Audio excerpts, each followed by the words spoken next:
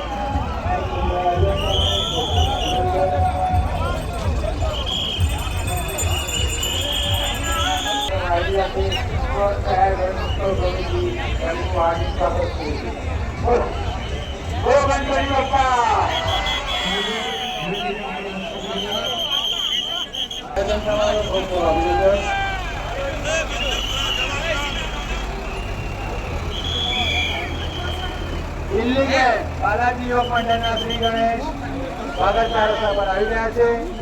ગણેશ ઉત્સવ સમિતિ સુરત શહેર આપનું હાર્દિક સ્વાગત કરે છે. બોલો ગણપતિ બાપા. આયોજન તમારું ખૂબ ખૂબ અભિનંદન.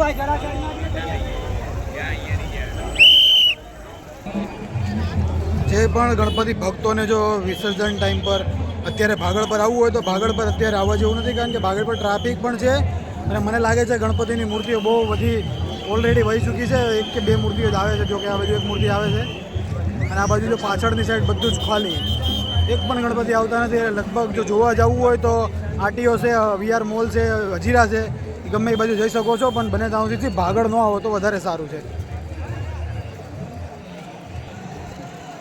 અત્યારે આ વર્ષે 2025ના વખતે ગણપતિનો વિસર્જનના રૂટ ચેન્જ કરવાના હોવાથી ભાગળ પર જે દર વર્ષે જે ગણપતિ આવે છે એના કરતાં આ વર્ષે ગણપતિ ઓછા છે અને મને લાગે છે કે 4 વાગ્યા સુધીમાં ગણપતિ વિસર્જન તમને અહીંયા જોવામાં મજા આવશે નહીં.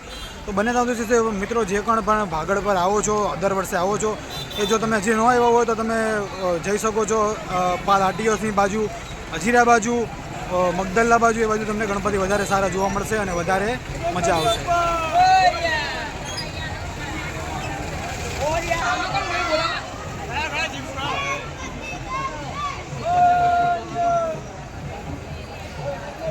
આ લોકો એક સૂત્ર લખેલું છે કે કેટલા રૂપિયા હોય તો માણસ ખુશ રહે. તો જો તમને જવાબ આવડતો હોય તો કમેન્ટમાં સવાલનો જવાબ આપજો. બાકી જય ગણપતિ બાપા.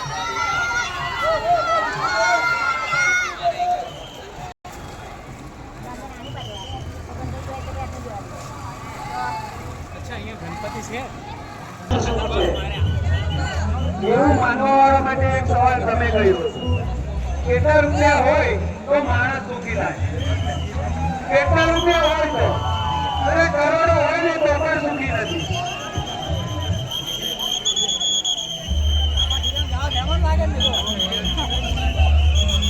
આયોજક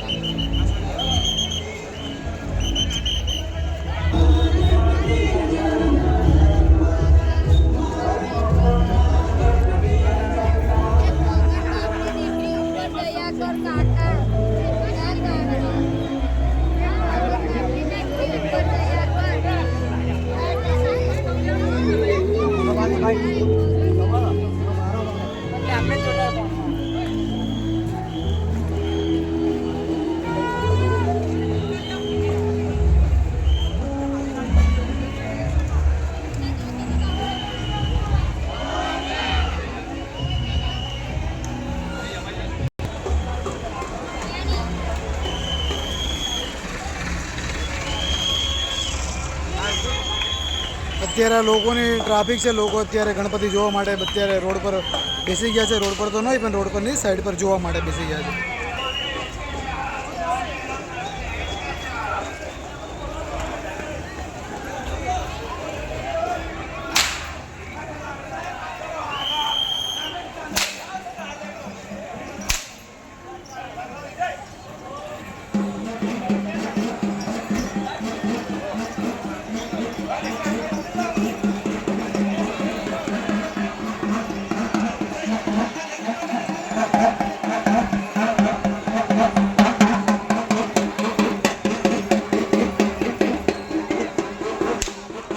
અત્યારે લોકો ગણપતિ વિસર્જન કરે છે, પણ આ લોકો પોતાનો ધંધો કરે છે કારણ કે મજબૂરી હોય છે, શું કરવું.